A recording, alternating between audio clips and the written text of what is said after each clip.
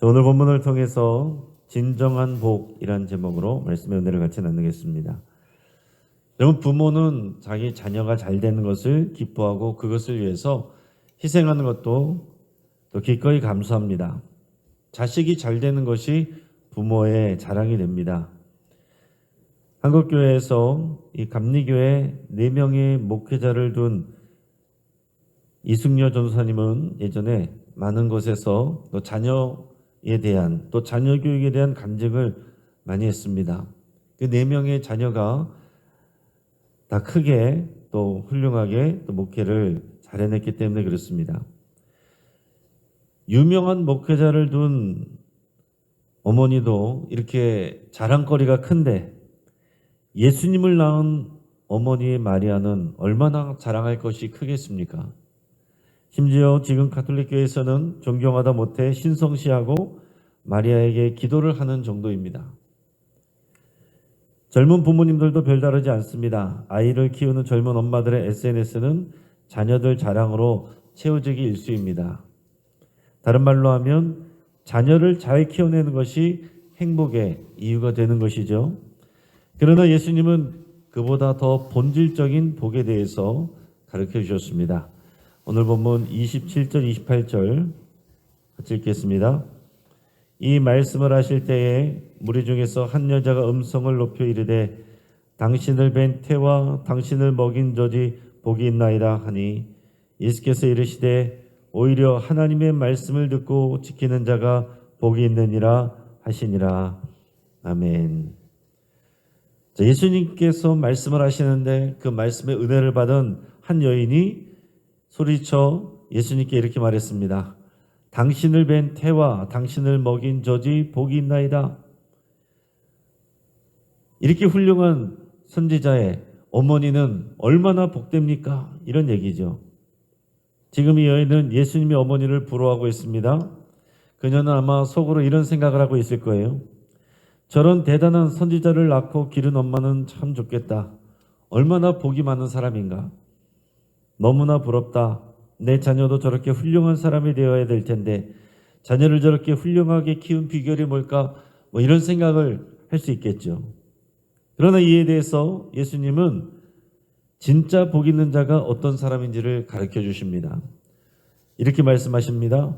오히려 하나님의 말씀을 듣고 지키는 자가 복이 있느니라.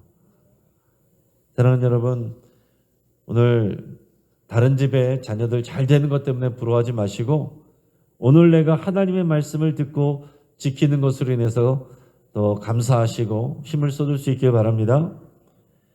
자, 예수님이 귀신 들린 자를 고쳐주셨을 때 예수님께서 바알세불의 힘으로 쫓아냈다고 하던 사람들이나 또 예수님께 하늘의 표적을 보여달라고 하는 사람들, 그들이나 또 이 여인의 가치관은 크게 다르지 않습니다. 자신들이 세상에서 건강하고 잘 되는 것뿐만 아니라 자신의 자녀들도 잘 되고 성공하는 것입니다. 그러나 예수님은 진짜 복 있는 사람은 하나님의 말씀을 듣고 지키는 자다 그랬습니다. 그들 자신도 율법의 말씀을 잘 듣고 나름대로 율법과 전통을 지키는 사람들이었습니다.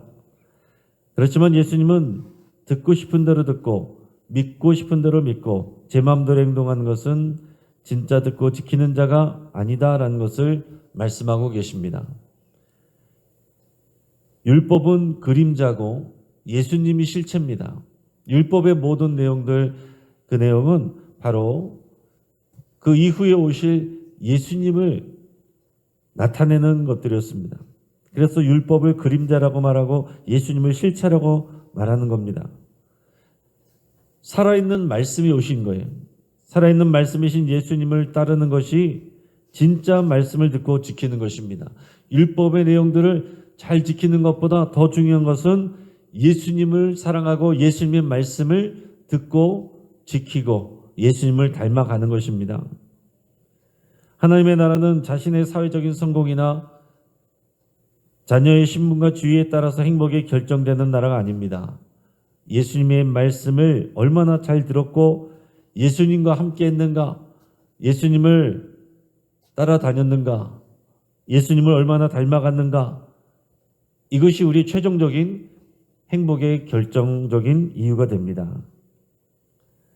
자, 예수님은 유대인 무리들을 보시면서 표적을 구하는 악한 세대라고 이렇게 말씀을 하십니다. 표적을 구하는 것 자체가 나쁜 것은 아닙니다.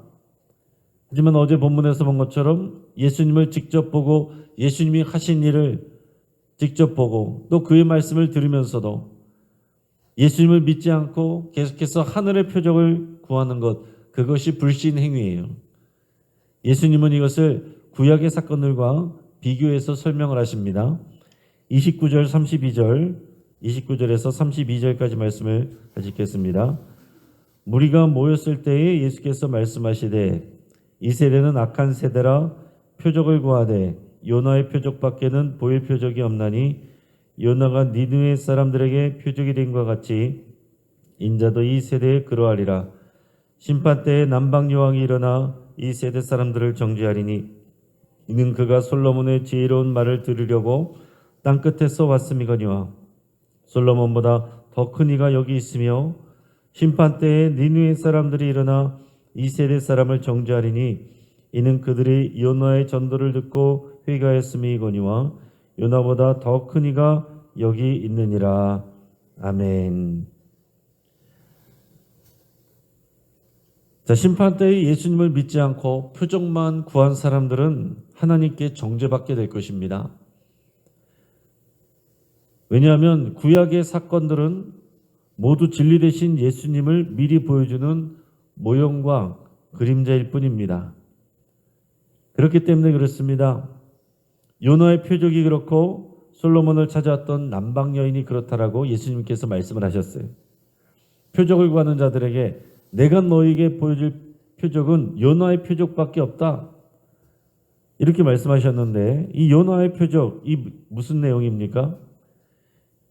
자, 니느웨 사람들에게 하나님께서 너희들 이렇게 있으면은 멸망한다. 하나님이 심판하신다. 그 말씀을 전하겠습니다. 요나가 전하기 싫어했지만은 그러나 결국에는 그가 하나님의 말씀에 순종해서 그 말씀을 전하게 됐어요. 그 말씀을 전했는데 그럴 줄 몰랐는데 이 니느웨 사람들이 이 아수르 제국의 이 이방인들인 니느웨 사람들이 요나가 전한 말을 듣고서 회개를 하였습니다. 회개하지 않으면 하나님의 심판이 임한다는 이 말을 듣고 귀담아 안 들을 것 같았는데 니느웨 사람들이 이 말을 듣고 하나님 앞에서 회개했단 말이에요. 자, 요나의 표적밖에 너에게 보여줄 것이 없다라고 그랬는데 그 요나의 표적에서 중요한 내용은 뭐였습니까? 니느웨 사람들이 이 요나 선지자가 전한 하나님의 말씀을 듣고 구원을 받았다. 회개하였다라는 것입니다.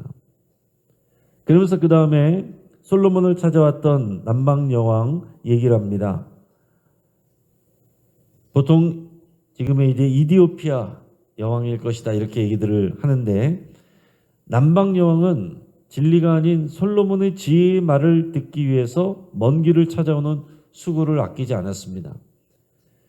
자, 그 당시에 이 남방 여왕이 솔로몬의 지혜가 뛰어나다는 얘기를 듣고서 그의 지혜의 말을 듣고 싶어서 그 먼 길을 왔다는 얘기죠. 자, 솔로몬의 지혜의 말을 듣기 위해서 그 정도로 수고하였는데, 그 정도로 투자했는데, 진리 되신 예수 그리스도의 말씀을 듣는 일은 얼마나 더 귀한 일이고 얼마나 우리가 더 투자해야 되느냐, 이것을 지금 말씀하고 있는 것입니다.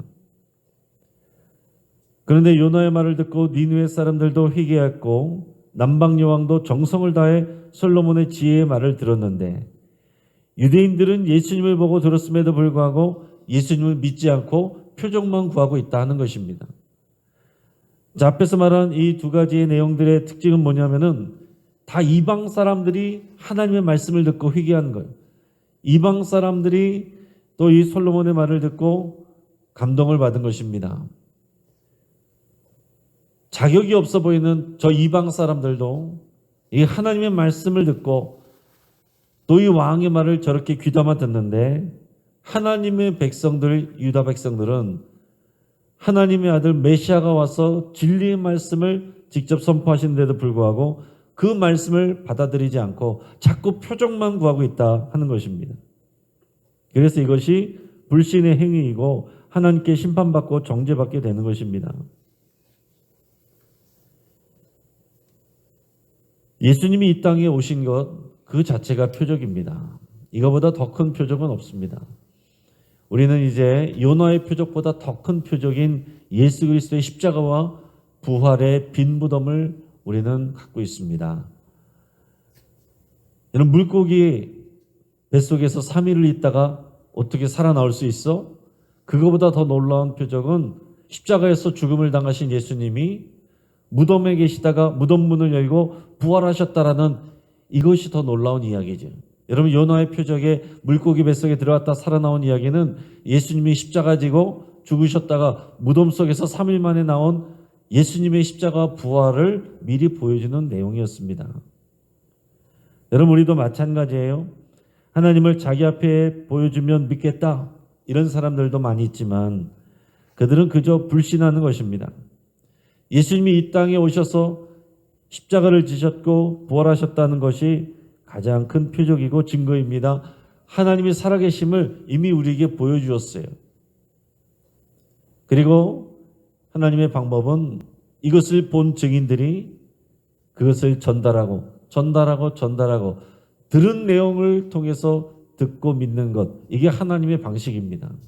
그러니까 여러분, 우리가 무엇을 자꾸 보여달라고 하는 것보다 이미 보여주신 주의 말씀과 또 확증해 주신 이 내용들, 그 말씀을 듣고 우리가 그 말씀을 붙잡고 살아가며 그 말씀을 따라 순종하는 것, 이게 가장 중요한 일입니다.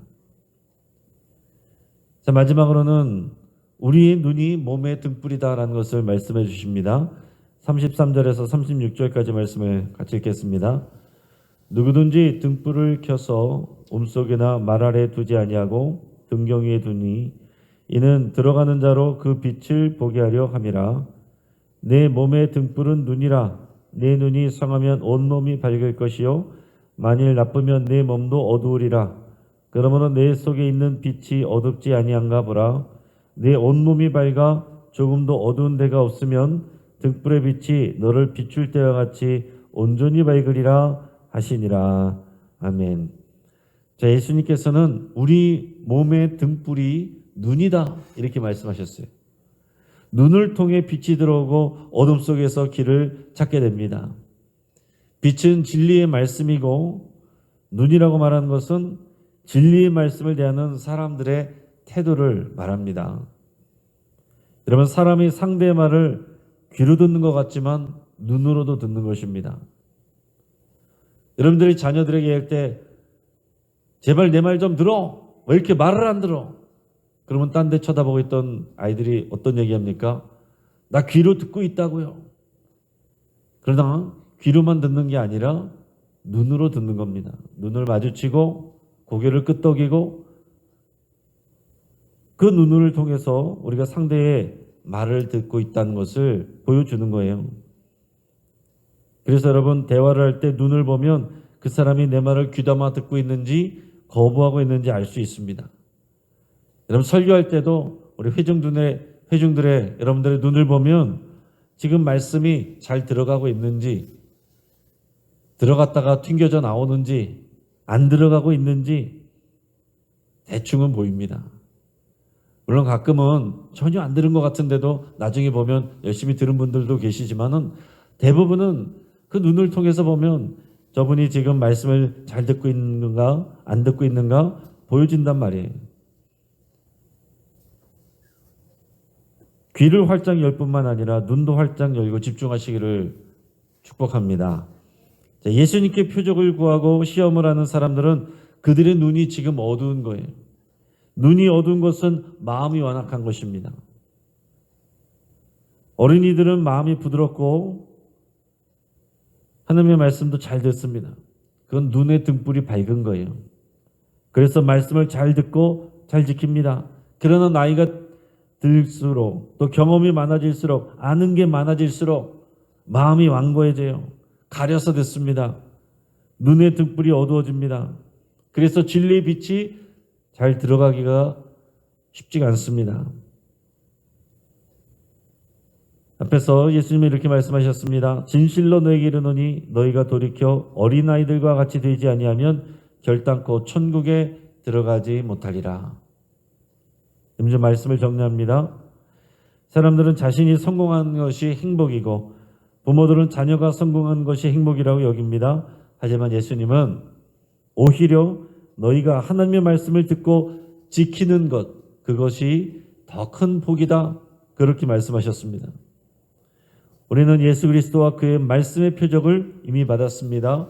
예수님의 십자가와 부활.